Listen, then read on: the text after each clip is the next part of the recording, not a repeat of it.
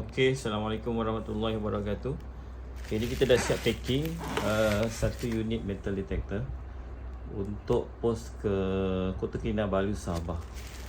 Berapa kadar post berapa kadar postage daripada Semenanjung. Kalau macam saya daripada Kuantan pergi ke Kota Kinabalu, Sabah atau Sarawak. So anggaran dia kalau siap dengan insurans untuk saiz kotak metal detector ni, berat dia bergantung pada model. Kalau model yang pro ada 2 coil, yang itu biasanya saiz kotak kalau kita packing cantik macam ni, packing cantik, 2 layer, bawah 5 kilo, 4.9 ke bawah.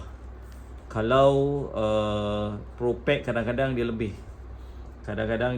Kalau ada yang banyak free gift tu, ada free gift bag ke, ada isi dalam ada lagi berat, saiz kotak dia akan berubah.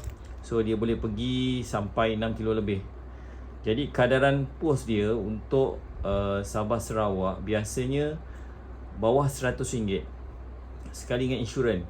Okay, untuk saiz macam ni biasanya antara RM70, RM80, RM90, bergantung kepada harga dan insurans yang kita ambil.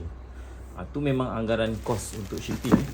So untuk metal detector yang kita post ke Sabah dan Sarawak, anggaran kos post kalau customer tanya, macam itulah harganya kan. Cuma kadang-kadang kita serap sikit, kadang-kadang kita ambil murah sikit untuk kadar post. Kalau customer tu beli baru, kita tak ambil full lah dia punya kadar post, maksudnya insurans tu kita yang tanggung.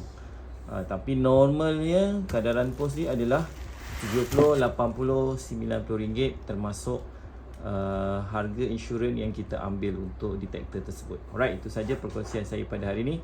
Assalamualaikum warahmatullahi wabarakatuh.